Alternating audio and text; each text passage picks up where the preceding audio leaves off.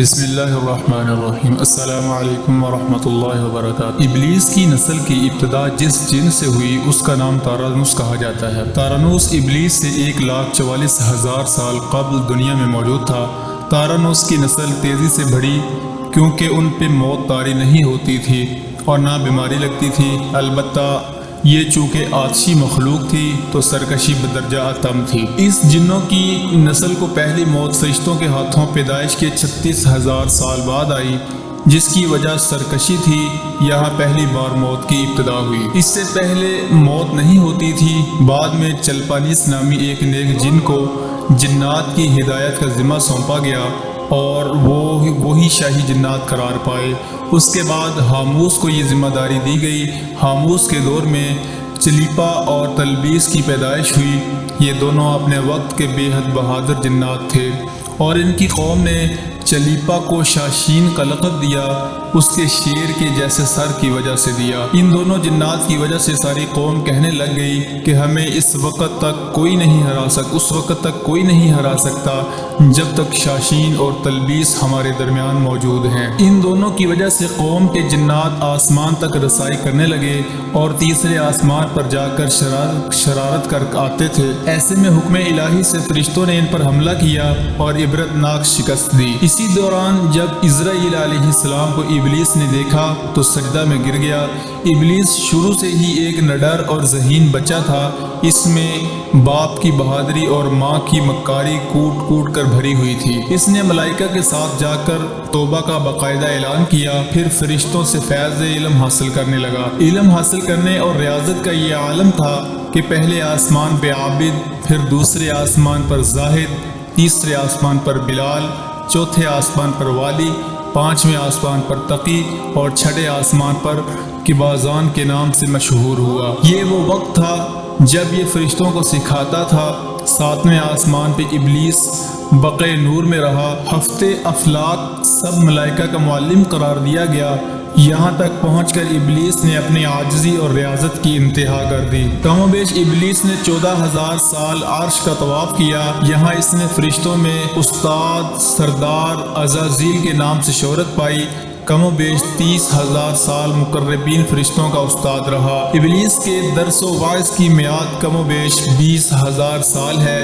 فرشتوں کے ساتھ قیام کی مدت کم و بیش 80,000 سال ہے۔ ابلیس کو حکم ہوا کہ داروغہ جنت رضوان کی معاونت کرو اور اہل جنت فرشتوں کو اپنے علم و فضل سے بہرہ کرو۔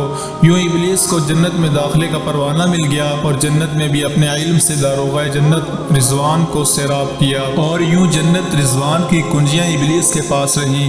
روایات کے مطابق ابلیس 40,000 سال تک یہ فرض خزانچی انجام دیتا رہا۔ یہی وہ مقام اعلیٰ ترین جنت رضوان ہی تھا جہاں ابلیس نے پہلی بار بادشاہت کے خواب دیکھنے شروع کیے۔ اس وقت ابلیس کے پاس ہفتے اقلیم، افلاک، جنت و دوزخ سب کا اختیار تھا اور اس نے چپے چپے پہ سجدے کیے تھے، مگر یہاں پہ ابلیس عاجزی سے پہلی بار بھٹکا اور خود کو بادشاہ بنانے اور رب بن جانے کے خواب دیکھنا شروع کیے۔ کئی ملائکہ کے سامنے ربوبیت کی بات بھی کی، مگر ملائکہ کے انکار کے سبب چپ ہو گیا اور یوں نظام چلتا رہا، مگر اس سب سے اللہ تعالیٰ کی ذات بے خبر نہ تھی۔ پھر آدم علیہ السلام کی تخلیق کا مرحلہ آیا، جیسے قرآن مجید میں واقعات بیان ہوئے ہیں۔ ابلیس آدم علیہ السلام کو جز مرحلہ وار مختلف اقسام کی مٹی سے تخلیق ہوتا دیکھتا رہا اور چپ رہا، مگر جیسے ہی اسے میں معلوم ہوا کہ یہ آدم علیہ السلام اللہ تعالیٰ کا نائب ہے تو اس نے واویلا کیا، عبادات اور اطاعت کا واسطہ دیا،